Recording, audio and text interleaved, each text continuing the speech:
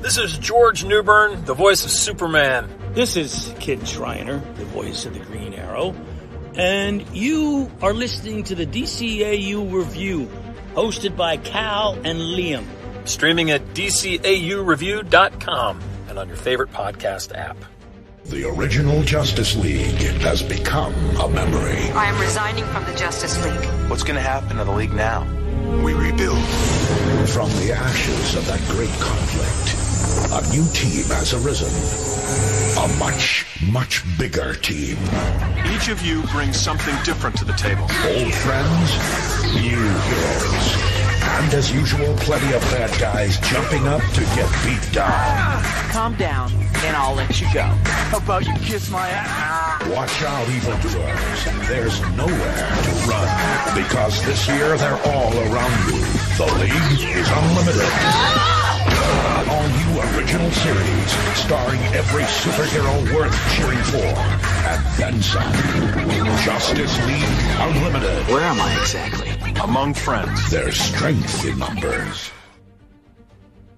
Hey everybody, welcome to episode 148 of the DCAU Review. I am one of your hosts, Cal, and with me, my good friend, good brother, and the gentleman that runs our Twitter page. That is right, back for yet another month. It is Liam. Liam, welcome to a new month, which of course means we are switching gears and changing up programs for the month. And if the good folks at home listened to last week's episode, they would already know. But we are excited to kick off a new month with a new series here. That's right, and we are returning to the world of Justice League Unlimited as we spoke about last week, as you mentioned, Cal. And we're picking it up with another exciting episode, another in these sort of early building block episodes of the series. But in addition to any sort of plot devices that may come back later on, we also just get the biggest sample size of just how big and massive this new Justice League is in this episode. That is very true. Yeah, this is a action-packed episode. It felt a lot like a modern-day superhero movie. Lots of robots to smash, non-living entities to destroy, a giant army, lots of punching and explosions with a mass army of technology to destroy and maim. So, with many superheroes abounding. So, we will talk about some of the similarities, perhaps, in more modern day superheroes when we get into our plot, as we will in just a moment. But before we do, as we do each and every week, we kick things off with the official Imdb synopsis for this week's episode, which you did mention is Darkheart. This, of course, being a Justice League Unlimited Season 1 episode, debuted back on December the 11th, 2004, putting us coming up here on the 17-year anniversary as we wind down 2021. So very, very, very old am I. That's right. And as you mentioned, this is for the episode Darkheart, which was written by Warren Ellis. It was directed by Dan Reba, with music by Christopher Carter and Michael McQuistion, and animation by Dong Yang. And that synopsis reads as such. Most of the League battles with powerful alien nanotechnology. Is that the waves of self-replicating robots cannot be simply destroyed. The diminutive Atom shrinks himself to stop the robots from the inside. Wow, that description just kept going and going and going and going, much like the Energizer Bunny. Mm-hmm. It was quite the twist and turns there that we took with that description. Somebody wanted to use up all of the space for that description. So not the best IMDb description, in my opinion here, Liam. But they can't all be winners, as we quite often say. But yeah, I mean, we did get quite the synopsis here. It does end up being a very Atom-centric episode, which I guess is something that was unique and was actually pretty interesting. And this platform, I feel like going forward, if they had expanded beyond the seasons that they ended up doing, they really could have flexed their muscle and been able to explore some of these characters that really didn't get focal pointed. We see that more as we get into the Cadmus story arc. We get more of the Question and the Huntress, and more Black Canary and Green Arrow characters, obviously, that were never explored on some of the older episodes, whether it be Justice League or even Superman the animated series or Batman the animated series. So it is a very Adam-centric episode. He does end up being the hero of our story, but it is a very interesting tale here. We open up and there are two rock climbers that stumble upon this. I don't know, it's just a giant piece of technology, essentially.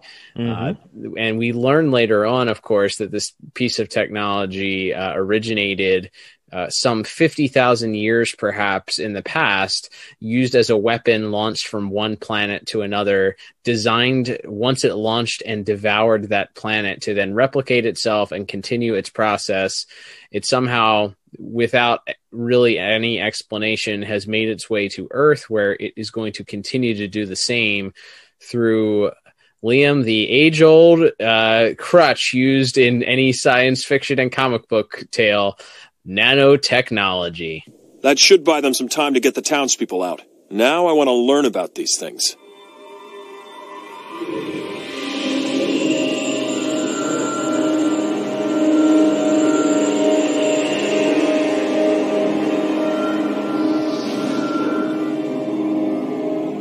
I think the main spacecraft is replicating. There's some kind of molecular machine inside each of them. A sort of dark heart building around itself. That's right. This is a very classic sort of sci-fi crutch, I guess would be for lack of a better word, as you said. It's interesting in that it creates a immediate problem because it's this endless army, endless waves of robots, as you said, and there's no limit to how many they can create, as they can replicate themselves, not just through metal and other technology, but through rock, through minerals, through any and all matter can be converted into these things. So it's really a losing battle, no matter how many. We see almost all of sort of the top tier, most powerful members of the League. We see Superman, Supergirl, Wonder Woman, Captain Atom, Green Lantern, all of these superpowered characters, they're blowing up, they're destroying all these robots, and they just keep coming. And so at a certain point, they realize that they need another tactic, which leads to the introduction of the Atom. And I think that leads to an interesting second part of the episode where, yes, we have a lot of action, we have a lot of fun with seeing all of these heroes in action, but then it becomes of how can this guy, even as smart as he is, how can you stop this thing that has already torn apart planets and can basically, if one scrap of this thing is left intact, it'll start all over and we'll have the same problem again. So him trying to find this sort of creative way, he can't punch his way out of it, despite him at one point trying to just grow bigger than the heart and punching it. He finally comes up with sort of a more creative way, which is the dark heart is quite literal in the sense that all of these machines have this sort of central powering mechanism that acts as a heart, carrying matter into it and then powering the machines that then go out to convert more matter. And so he literally gives it a heart attack by clogging its artery. And that's sort of how we have our finale there. It's not a big punch out with Superman and Wonder Woman or anything. It's more of this it's mind over matter, almost literally in this case, I think. And I think that's clever, and it's a good way to utilize a character like the Atom, who we've seen previously in an episode we reviewed, The Return, where once again he really has had to go up against the heavy hitters here. He was teaming up with after Amazo previously, and now here he is fighting this never-ending army of robots. So it is interesting how the smallest or maybe least physically imposing member of the Justice League ends up having to be the guy to kind of pull them out of these really big problems. Yeah, it is an awesome way to showcase that character, especially, he's not, I guess if you're ranking superheroes, he's had more exposure over the last maybe decade than he did certainly in this era.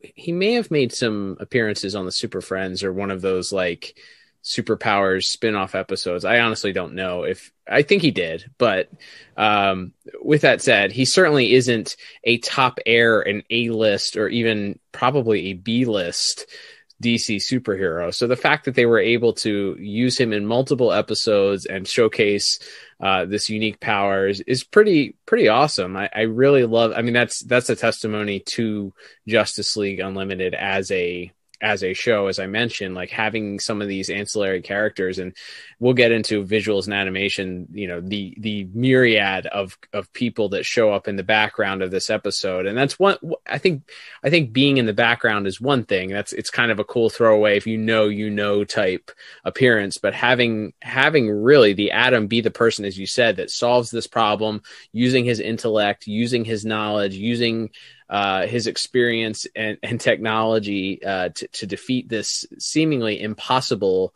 to defeat behemoth, one that can't just be punched to death or destroyed with heat vision, or that no matter how hard they fight, just continues to sort of have their way with the Justice League. So that I did appreciate. With that said, the episode itself, though, to me ends up very much mirroring, as I sort of mentioned in the open, a modern day superhero flick, a la Avengers, or a la even the original Justice League movie, or a la pretty much any superhero movie nowadays, where there happens to be a faceless army of drones that the Justice League can kill, or your heroes can kill and maim and destroy. Right. And tear apart. And this one, now obviously this was kind of done before that was the norm.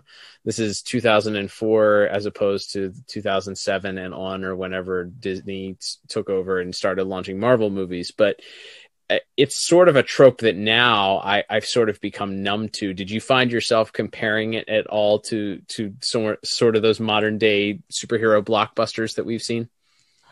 A little bit. I think everything this included, everything post Phantom Menace had this sort of syndrome, where we create this, this legion, this unlimited army of robots.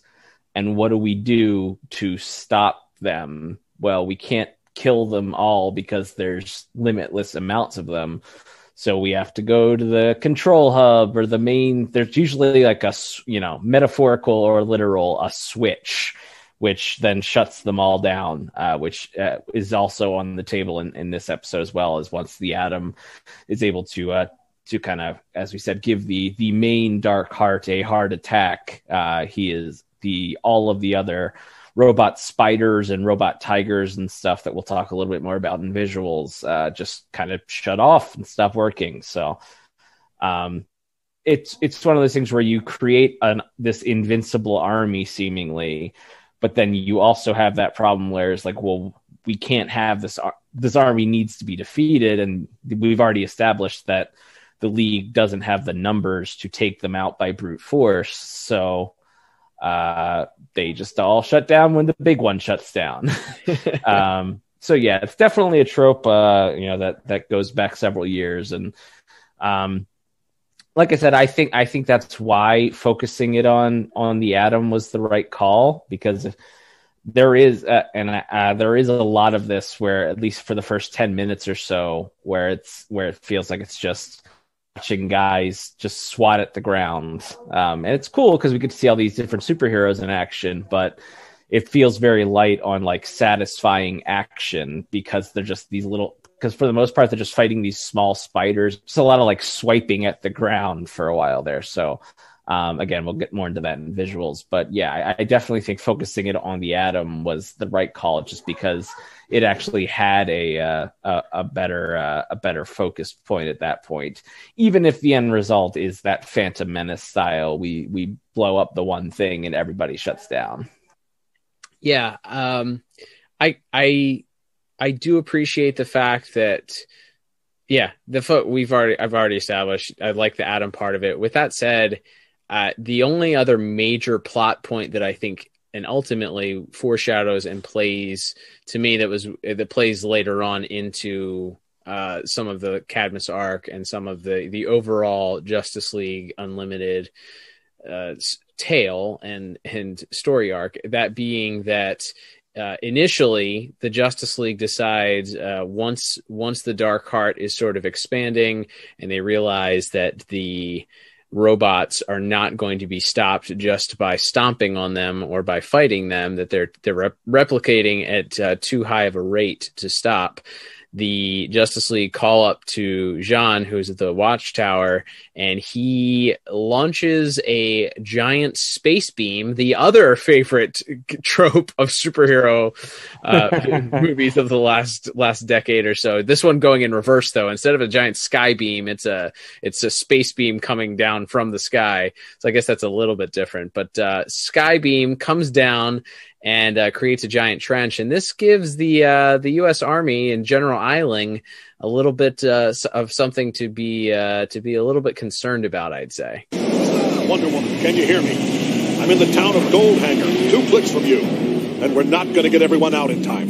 You won't have to, General. The Watchtower is now in stationary orbit over the site. I'm clearing the binary fusion generator for firing. The what? It converts our space station's entire power output into a single shot. It's a gun with the punch of a small nuclear weapon, General. You're not serious. We're very serious. Now pull your men back. We can't hit the aliens directly because it could scatter them for miles, so we're going to be burning a trench around them. Fall back! Go!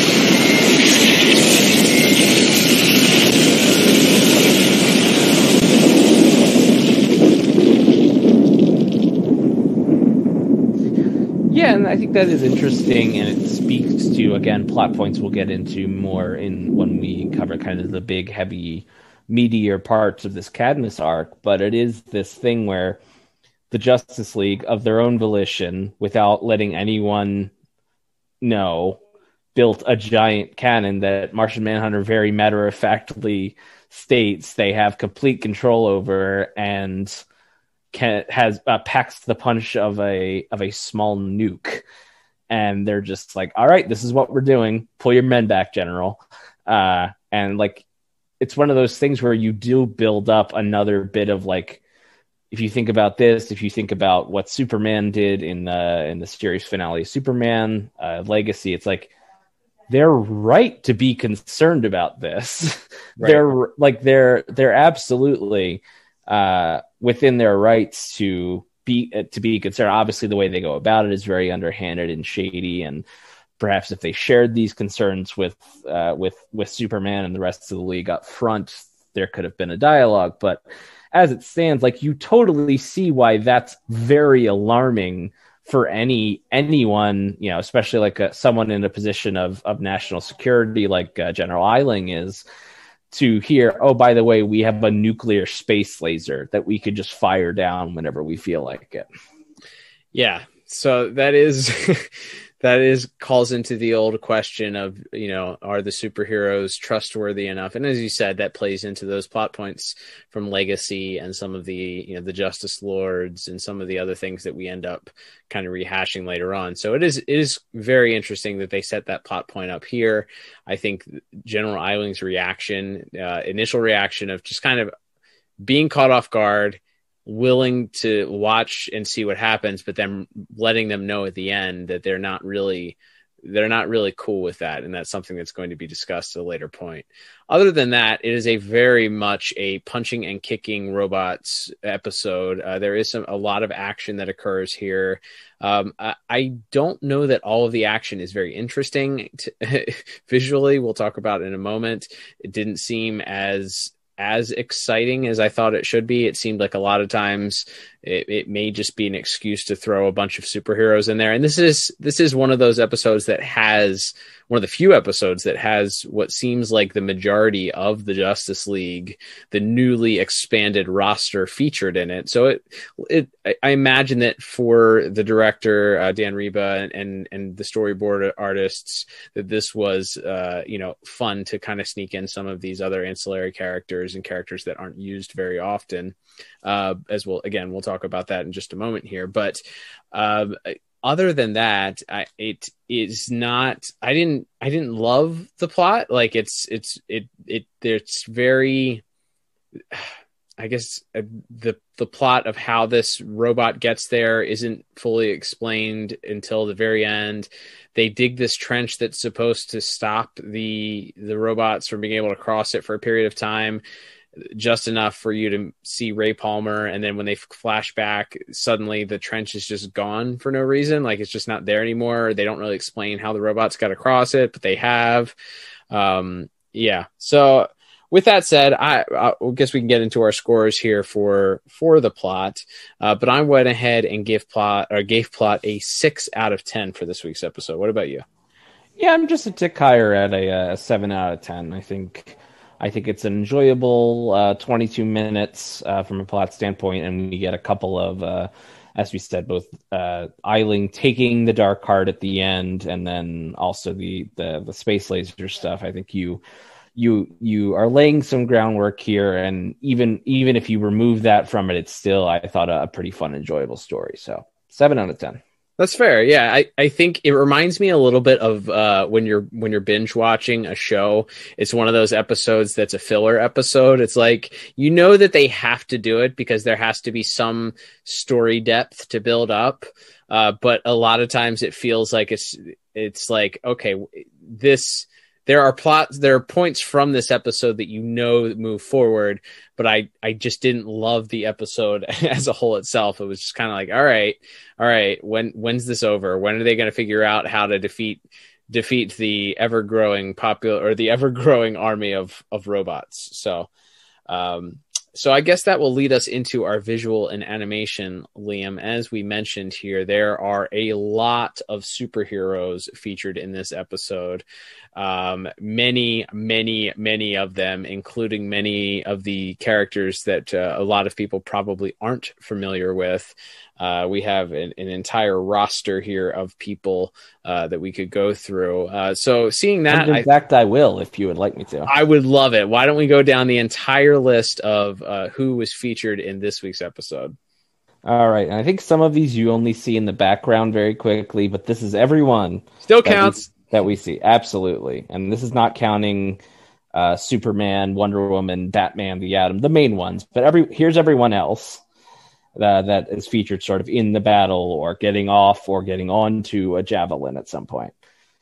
We have, in alphabetical order, thanks to the DCAU wiki for this, Aquaman, Atom Smasher, Aztec, Black Canary, Blue Devil, Booster Gold, Captain Atom, Commander Steel, Crimson Avenger, Crimson Fox, Dr. Fate, Dr. Light, Dr. Midnight, Elongated Man, Fire, Green Arrow, Green Lantern, Gypsy, Hawk, Hourman, Huntress, Ice, Nemesis, Obsidian, Red Tornado, Rocket Red, Shining Knight and his steed, Winged Victory, Stargirl, Starman, Steel, Stripe, Supergirl, The Ray, Vibe, Vigilante, Vixen, and Wildcat. My goodness. But standing ovation for Liam right now. Seriously. Oh, I'm out of breath. Yeah, man. Take a breather here. So with that, it is absolutely jam-packed. And at times, I feel like they just answered. We talked about it, I think, on some of those earlier episodes, especially, maybe the first 2 or 3 episodes of the series, that it was supposed to be Justice League Unlimited, and yet most episode featured 2 or 3 of the new characters. Right. Well, they heard your complaints, people of Earth, and they responded by giving you that gigantic roster, including the parting shot of the episode, a great pan out of the entire Justice League roster that was there, that a shot that was used in many promotional materials and commercials, and even I think at some point maybe even the intro or the outro for the episode. So yes, very, very large roster featured here. I think some of my issues with it, and this could go back to plot, I guess, but also some of the visuals. We'll talk about CGI in a second, because that is its own thing. But while we're talking about this myriad of different people here, there were some people that you're like, okay, these people clearly are in the right place. You have, powerhouses like Green Lantern and Superman, and even Atom Smasher, your Starman, Captain Atom. These are very powerful, in the right place. Dr. Light, Supergirl. These are people that should be here battling these robots. Even Batman. Okay, I get it. He's got a plane. He's got toys. That's fine. But then you have people like the Huntress and Shining Knight and Vigilante. Vigilante has 2 revolvers. Shining Knight has a sword and a flying horse, but mostly a sword. Huntress has a bow staff. He has a big stick. Yeah, why are they there? I get it. You can't, all of the superheroes that you have at your availability aren't necessarily that superpowered, overpowered, with the ability to shoot lasers out of their eyes, or, call onto the power of nuclear warheads or whatever. But come on, what are these? Am I to understand that they are in any way helpful in these situations? Wildcat is there. There's one shot where he's just in the background. He's just in the background swinging endlessly at these things. Just whoosh, it's like the same repeated animation over and over. Yes. Yes, it's pretty funny. Yeah, I do question. Fire and ice, sure, they can be useful. The Crimson Avenger, not quite so sure. But yeah, I mean, like I said, it's cool to see all these different heroes out here. To me, like I said, the first part of the episode isn't very all that visually interesting, because it is mostly just people swatting at the ground. And then I think there's a very sudden twist, which is when Batman's plane gets attacked and by these. And we'll talk more about the visuals of the Darkheart creatures in a second here. And he's falling out of the sky. He doesn't have a parachute. He doesn't have anything. Superman catches him at the last minute. The Justice League kind of regroups.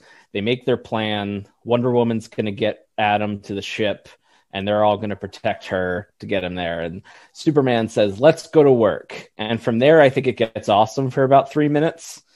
And then you're actually following individual members around, and you're seeing how their powers are sort of interacting with it. And there's some creative things where a bunch of the little spider ones will climb on Wonder Woman, and she sort of exerts and knocks them all back.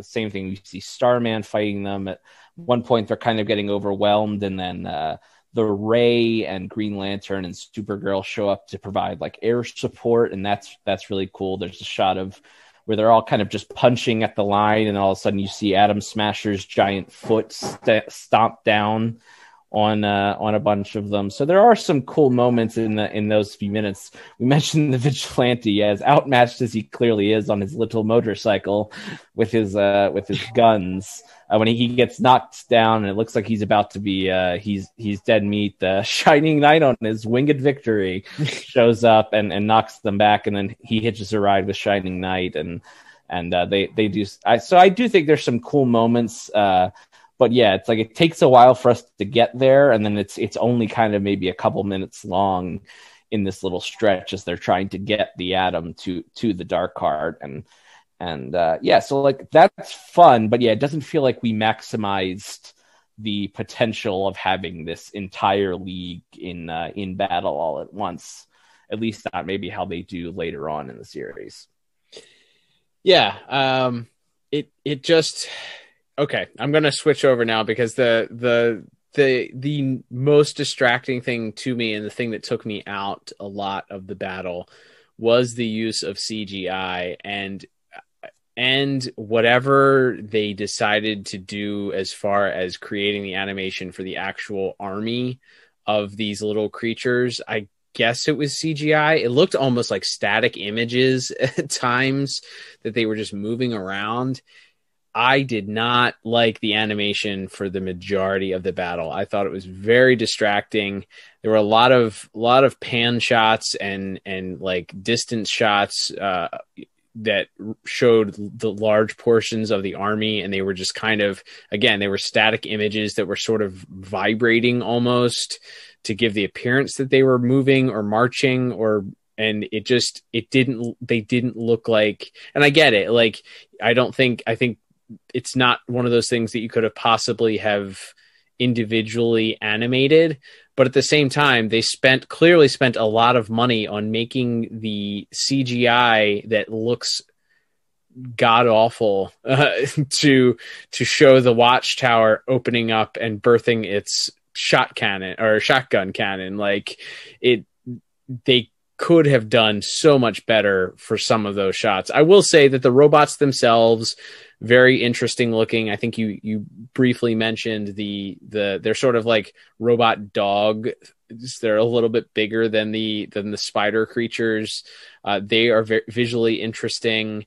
They attack the bat plane at one point, and four of them land on the bat plane and sort of disassemble it. And there's an interesting sequence where Batman, he blows the cockpit off first and then sits in the cockpit and throws Batarang sitting down. I thought that was super cool to knock a couple of them off, and then has to do battle, and ultimately the bat plane meets its demise, and he's shot down and thankfully caught by Superman. And I love that Batman just kept his cool the entire time. He calling for Superman's help, rescued just a few feet before his impending doom.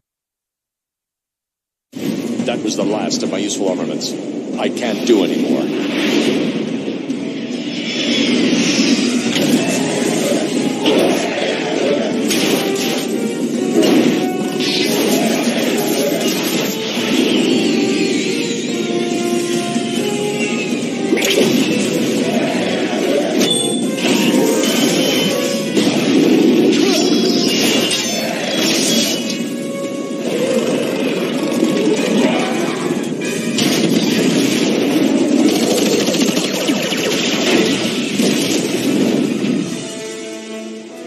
Batman to all points. I could use some air support, since I can't fly at all. Now would be good. The spiders are forcing us back, and the mothership is releasing mechanical attack tigers to protect them. Yeah, the CGI that was used in this, CGI appears pretty early on. They used it for the helicopters that the army used. They used it for, as I mentioned, the visualization of the watchtower. There was additional, like, I think there was I don't know. There was another point where they were using it too. I guess some of those exterior and larger pan shots of the Dark Heart were also CGI. I have voiced very often here, we've talked about this before, going all the way back to episode 101 in the archives at DCAUreview.com for Initiation, where we talked about, I am not a fan of this like very wonky, herky-jerky, like frame rates missing CGI. Yeah, and it's one of those things where we've seen it done okay. Even recently in an episode of Batman Beyond we covered, where they definitely were using CGI as part of the background, but they kind of gave it this nice cell shading, and it fit very well with the scene. So we know there is a capability to do it, and I'm sure a lot of it maybe comes down to just time. But I mean, I think the shot that sticks out to me is when the watchtower is moving into position to fire. And I guess it didn't dawn on me that the JLU watchtower is just always CGI. Because the regular Justice League watchtower was a static image from my recollection. So, I believe so, yes. So it's just CGI thing moving, and then the thing at the bottom opens up to reveal the cannon, and it's like I don't know, man. Like, it just doesn't look great, and it doesn't even have that sort of cell shading on top of it to kind of at least make it feel like it's part of the world. Right. So yeah, it definitely sticks out. I don't feel like the javelin stuck out as much to me. I don't know if it's because of the way that one is shaded a little bit differently, but I think Batman's ship, or the Bat plane is also CGI, but maybe because that's so dark, you don't notice the kind of the wonky edges and stuff of it as much. But yeah, I thought there's definitely some moments there where it sticks out, and it just doesn't quite jive with the rest of the animation. It just doesn't fit. Like I said, that being said, I think there are some really cool visuals in the last few minutes there with the Atom choking the artery to starve the dark heart of the matter and all of that. Giving an actual literal heart attack to the dark heart. Adam, we're about out of time. What's happening in there? It didn't break. I couldn't break the heart. It what? I couldn't break the heart, but I bet I can give it a heart attack. These arteries are feeding liquefied matter into the heart. If I can interrupt that flow, starvative matter will build up some pressure.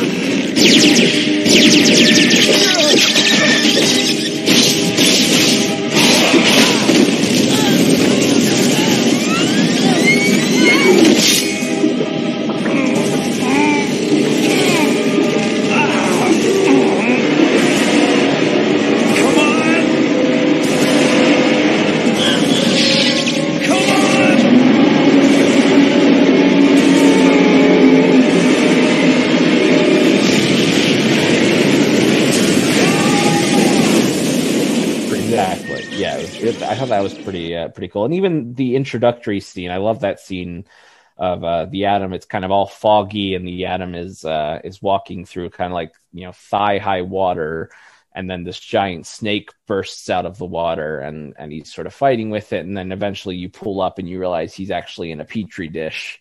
Just a very classic, size shifting thing, and I thought that was a really clever way to introduce this guy. Again, he's already been in an episode by this point, but this one sort of being him in his element. He's working at his lab in Boston when Superman shows up. So, Professor Palmer, we've lost you off the scanner. Professor?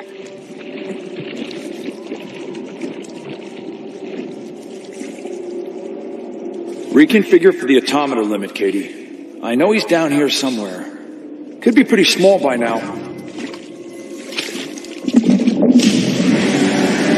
And he just found me.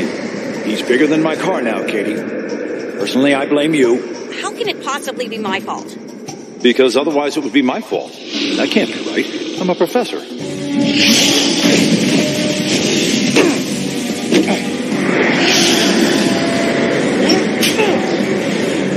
I have the core control and I can see the problem.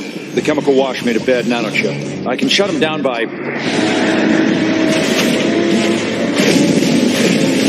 Okay, I'm just going to be direct.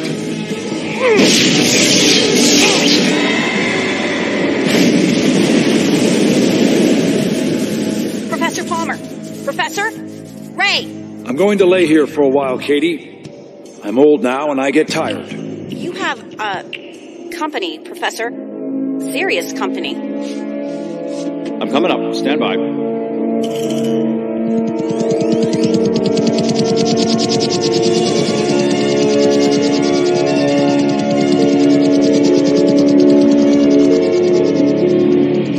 Hello, Superman. What brings you to Boston? Omega level situation. Katie, please inform the front office that I'm going to be out for a while. I do think there's some pretty cool visuals despite some other wonky things, and so I settled on a 7 out of 10 for visuals. Gotcha. I went a little bit lower. I went a 5 out of 10. The CGI really messed with me. There are a couple things that I will point out that are interesting visually. We get Batman wielding these what look like oversized batarang things. They're like I don't know what they are. Like batarang nunchucks or something. There's there's like two of them, and he's holding like the center of them, and he kind of spins them around, but they have the edges like they're batarangs. It looks like an accessory that would come with a Kenner Batman figure. I'm just going to throw that 100%. 100%. I will say though, I don't know if you noticed this, and I don't know what it was, but to me, I felt like a lot of people looked off model for this episode. A lot of people were super skinny and had more of a less streamlined, less straight, more like warbly is always the word that I use. Warbly appearance from what I saw from the animation, not quite on model a lot of times, and even in that final pan out scene, if you look, Batman's face is very odd looking, very off model, just not as normal as I was used to, especially with some of the Justice League, and a little more cartoony and less straight streamlined than I'm used to. I'm not. I mean, that's nitpicking, but that's something that I did definitely notice. There's a really distracting moment where, or at least it was distracting for me, where it's right in the kind of the opening scene. There's the army's kind of calling in saying, we're under attack. We're not, and Superman and Wonder Woman are talking, and then they sort of pan out to show, it's a great shot where they pan out to show all of the Leaguers flying towards it. And Wonder Woman's driving one of the javelins, and inside, like, a bunch of Leaguers with her, I think Green Arrow and Crimson Fox, and to her left, like over her shoulder, when they get a close up, is Vixen, and like Vixen has some pretty memorable episodes for the rest of the series that we will get to down the line. Like, not only does like her eyes were not facing the same direction, which you chalk up to just a mistake. But like her hair, to your point, like she looked a little skinnier. Her hair looked longer.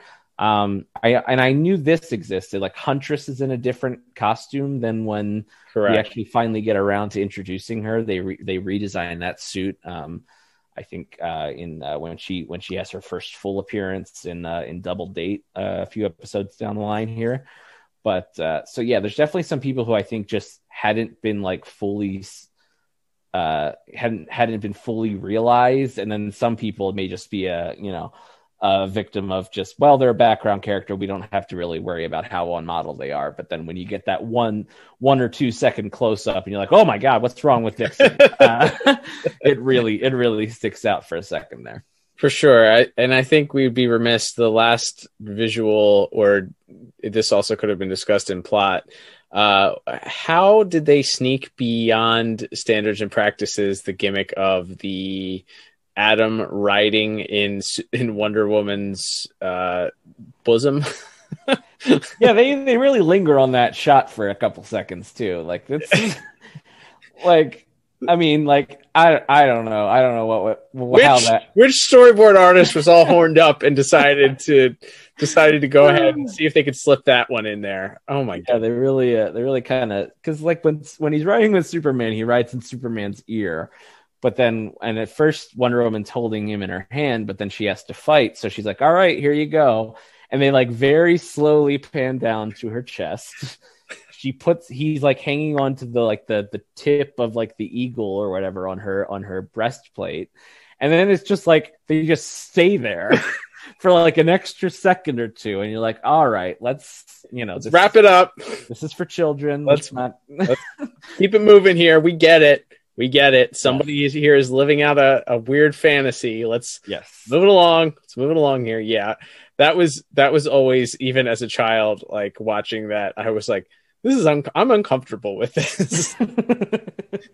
I mean, granted, I was 16 when I saw this, but still, I'm uncomfortable with this. Can we not hang around like Wonder Woman's? Well, I think even in more quote unquote adult material, that would be kind of frowned upon, at least nowadays, where it's like, wow, it's very male gazy, right? To hang very on that shot. Yeah. Some objectification going on for sure. So yeah, even if you remove the context of this being a cartoon for children, primarily, it's still a little like, we don't need to do that. Yeah.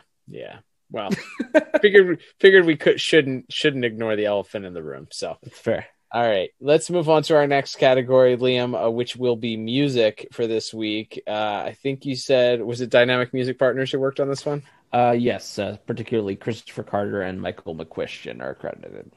I did not have a ton of music here. I think the music plays a important role in the background. There is one commercial break where it kind of stands out. I think that's initially when Adam gets inside the dark heart. The music starts to swell towards a couple of the commercial breaks, or the pre-cut commercial breaks. But I did not have a ton of notes here for the music. That and I guess the scene as Batman is plummeting towards the earth. The music begins to swell as he's sort of approaching the ground at a rapid state, as we mentioned. What about you? What did you have as far as musical notes are concerned? Well, yeah, I think it's interesting because we have, several established leaguers, and in addition to all of the new guys and girls we see in action, there's plenty of established leaguers with their own theme, and we don't really hear the Superman or Batman or Wonder Woman or even Michael McQuistion's Green Lantern themes that he's brought back, dating back to the In Brightest Day episode of Superman. So yeah, they don't really rely on the sort of the known themes. It is mostly seems sort of original, sort of fast-paced fight music. We get a little bit of electric. I didn't even really notice a ton of the electric guitar. It felt a little bit more like regular Justice League music, where it's just a lot of a little bit more strings, a little bit again fast-paced. Nothing wrong with it, but didn't really stick out as like a lot of moments. I thought the moment when Wonder Woman is kind of covered in the spiders and then bursts out of them and then flies more directly towards the heart, and as you mentioned, the Atom jumps out of her bosom and down into the dark heart. I thought the music kind of swelled there, and then sort of sort of as he's sort of working his way through trying to figure out how to stop this thing. I thought they again added in some nice atmosphere, but nothing really that really stuck out for me, and I ended up giving music a 6 out of 10. I gave it the exact same score, Liam, a 6 out of 10, believe it or not.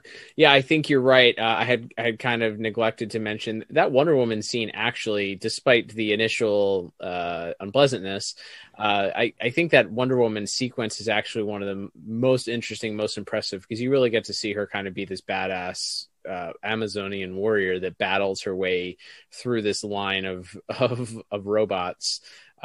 In order to get Adam to where he needs to go. So I really, really did like that sequence. But yeah, other than that, there is a little bit of creepiness, I think, at the beginning when the rock climbers are first introduced to the Dark Heart. There is some spooky atmospheric music that's played in the background. And again, I think it's more in sound design. It's not music, but the sound effect that they use when the Atom uses his powers is very reminiscent of something that you would have heard on the Super Friends or something like that. I appreciated that sound effect that sort of, it's like a vibrating vibrating fan or something like that. It's very interesting. So that's more in sound design, less than music. But yeah, same thing for music. Nothing terribly that stood out. I think that commercial break was the only time that I really noticed the electric guitar come in heavier. So yeah, more synth and those artificial strings this week than we're typically used to with the Justice League Unlimited soundtrack. So all right, Liam. Well, as we mentioned, we do have a large cast visually here, but that doesn't always mean just because in Justice League Unlimited, not a lot of characters spoke. So we do have some notable people to speak about with our voice casting this week. So let's get into that and talk about this week's voice stars.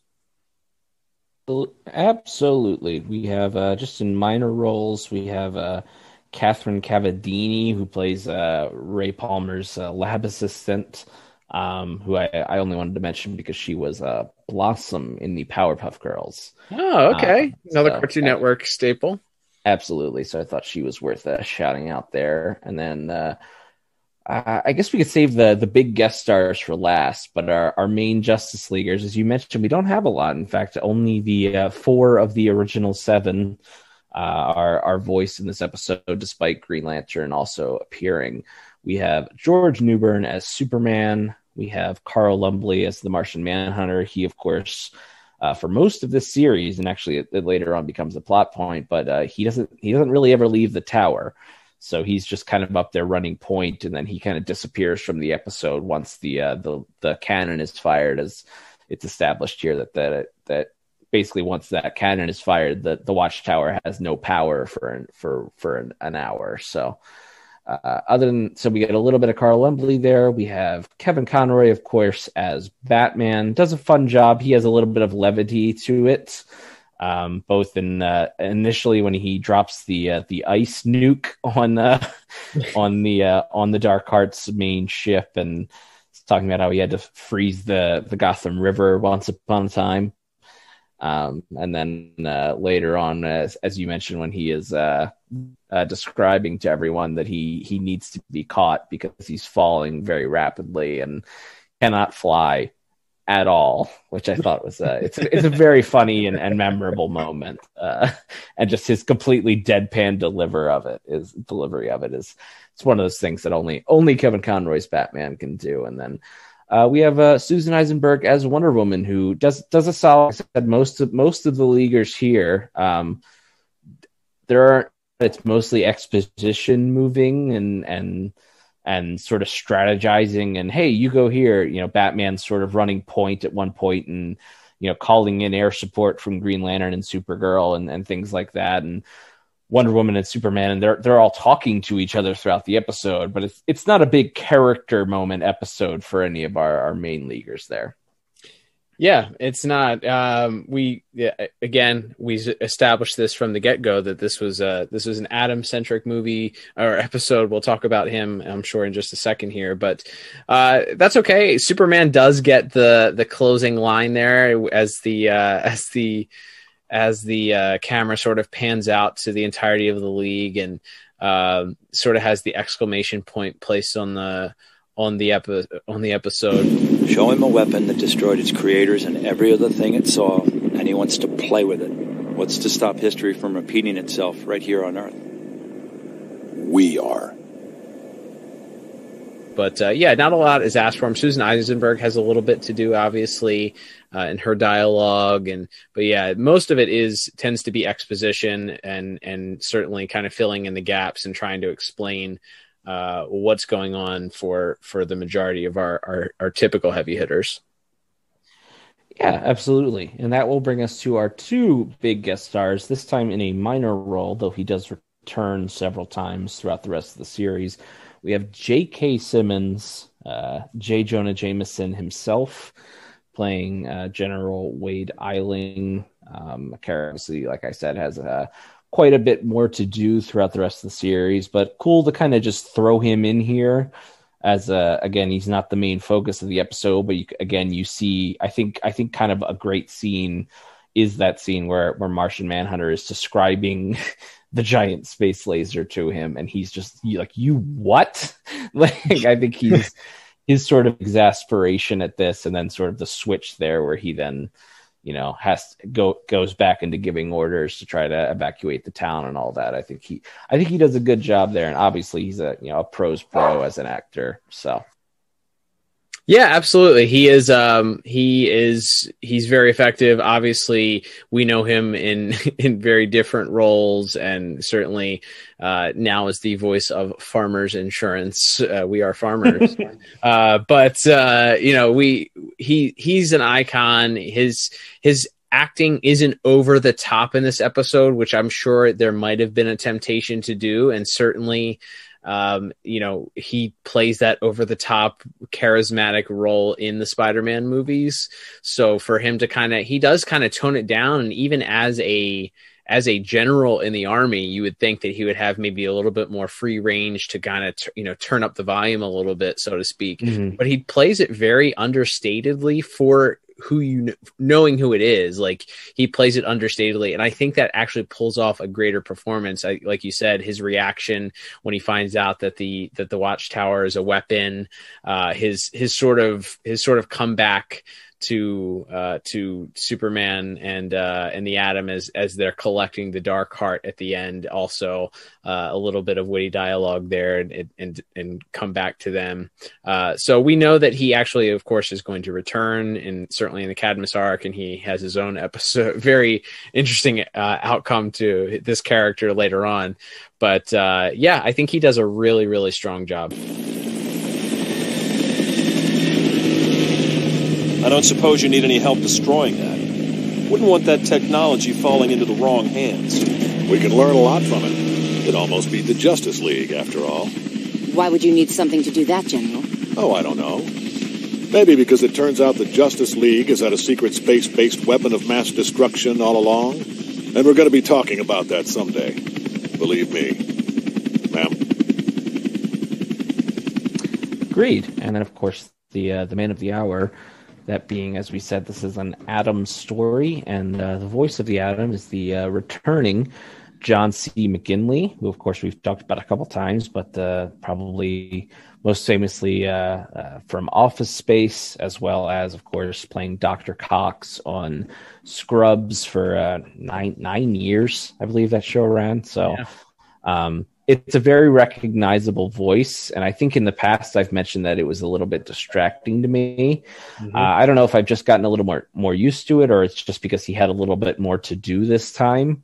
But I thought he did a really good job, and he's kind of funny in moments. He's got some humor to him, and he also is able to provide sort of the gravity there at the end there when he's getting a little bit more desperate, when he tries to just break the machine and it doesn't work, and he has to kind of again think his way out of the problem. There's a lot of exposition as he's kind of throwing out, okay, this is like a heart, I'm going to choke it and choke its artery and give it a heart attack, and that could come off very expositional and kind of robotic, but I think he does a good job of kind of spewing out a lot of techno jargon. No, I think he does a really great job. I think, we had mentioned it, and maybe it may have bothered you a little bit more than it did me when we covered The Return, which you can hear in the archives at DCAUreview.com, as we covered it in our Green Lantern month just a few months ago. But I would say this is certainly gave him the opportunity to flex that muscle a little bit. He's not as over the top as that performance of Dr. Cox or even his character in Office Space are. He's very much subdued. It's more of a laid back performance.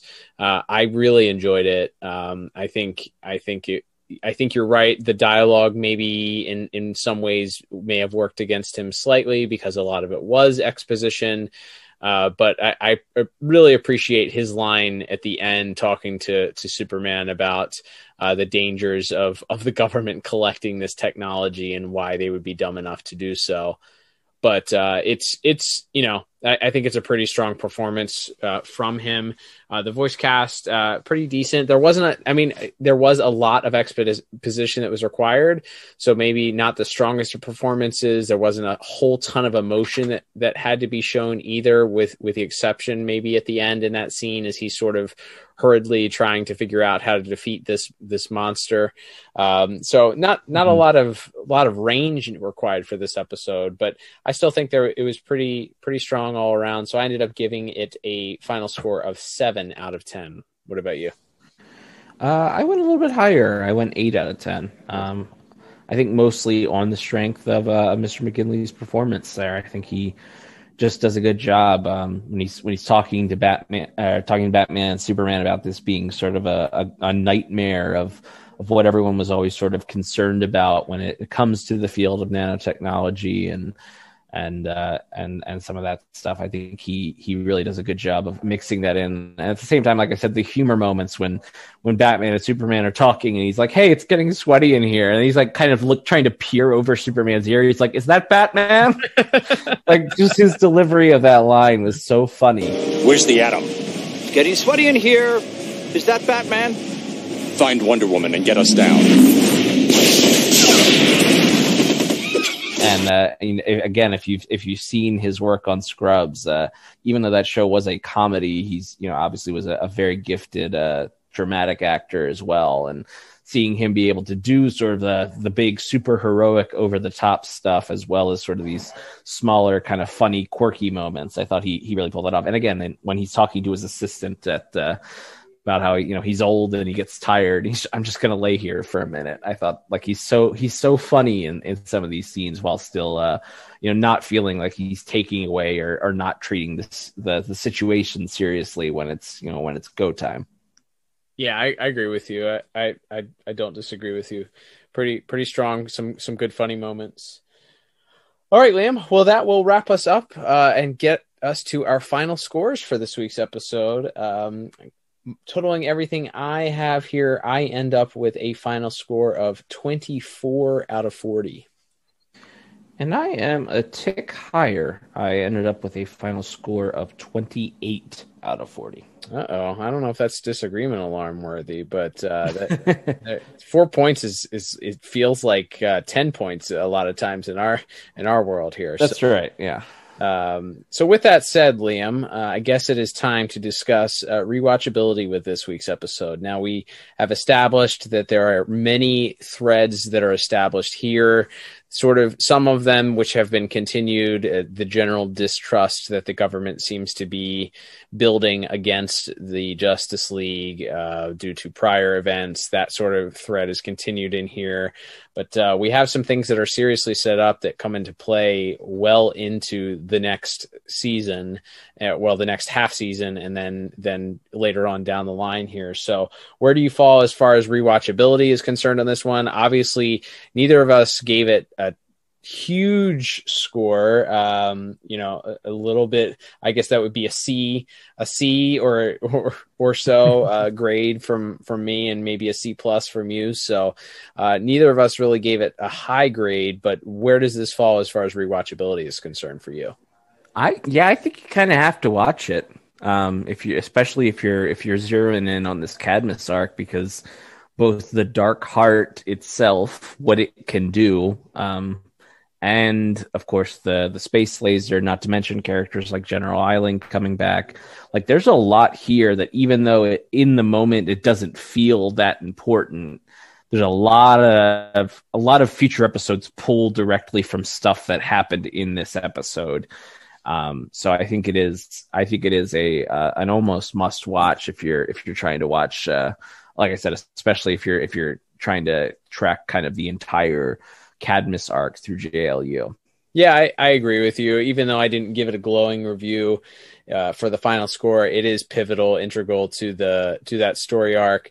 It is fun. Like, if you're just sitting back and you want to sit back and watch an episode with your kids and not really think a whole lot. There's a lot of action that happens on the screen, as we discussed, a lot of punching, a lot of explosions, a lot of robots being destroyed. So it is a visual smorgasbord in that area. So I agree that this is and as you said, just being integral to the rest of that Cadmus story arc, which obviously is the maybe best story arc in the history of the DCAU. Yeah, you're going to want to need this as an introduction to kind of understand some of that stuff later. Absolutely. All right, Liam. Well, that would begin to wrap us up. Thank you, everybody, for checking us out for this week. Don't forget, subscribe to us on your favorite podcast app, Apple Podcast, Google Podcast, Spotify, iHeartRadio. We are on Anchor. We're pretty much anywhere that you can find a podcast. You might even be able to get it with 2 tin cans and a string. I'm not sure, but you can definitely check it out. If your podcast app allows you to leave us a rating, either 5 stars or a review, we would appreciate that greatly. That helps get the algorithm working, get people to listen to our program. If you want to support the podcast, you can check out our store. Go to DCAUreview.com, click on the store tab at the top, get yourself a shirt, a hat, a mug, a sticker. Do something to support the podcast. We would love that. Don't forget, you can also, our podcasts stream on YouTube, Liam, every single week. We are part of the Pod Tower. As we mentioned last week, there has been a soft launch of that and a full launch coming soon, but people can subscribe to that channel. If you are a YouTube, if you consume your podcasts via YouTube regularly, you can do that. And even if you don't, go give that channel a subscribe anyway, because not only do you get great programs from us, the DCAU Review, but our friends over at Tim Talk are also on that channel, so you'll be able to find their episodes as well as amazing content from the amazing DCAU content creators over at Watchtower Database. So it's a fun place to get a lot of DCAU content, more maybe than you can handle, but definitely will leave you smiling for sure. Yeah, no doubt. Definitely excited to be a part of that. And of course, recently we did our first episode of Discuss This League, which had a certain Pod Tower theme to it, which was certainly not an accident, as we had Maddie from DCAU from the Watchtower Database and Chris from Tim Talk on with us. So if for some reason you haven't checked that out yet, definitely give that a listen. And wherever you check us out, though, whether audio, video, or otherwise, I think that's pretty much it. Audio or video are kind of your only options. But either way, we always appreciate that. And as always, we want to hear feedback from you. Hit us up on our socials at DCAU Review on Twitter and Instagram. That's right. And we haven't launched the meal service, the DCAU Review meal service yet, so you can't quite taste it yet. But we're working on it. Maybe 2022. We'll see. Liam, coming up, though, next week, we are staying right here with Justice League Unlimited, which means we will be covering another episode next week.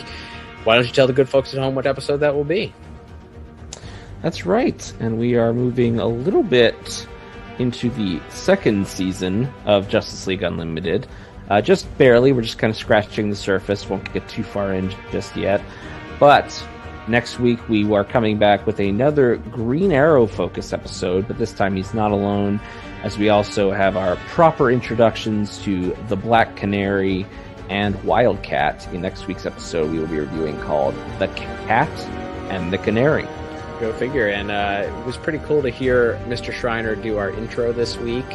How about that? The voice of the Green Arrow. Pretty cool, if I do say so myself. So it'd be nice to have an episode focused on his Green Arrow next week. But until then, I'm Cal. And I'm Liam. We'll talk to you on the next episode of the DCAU Review.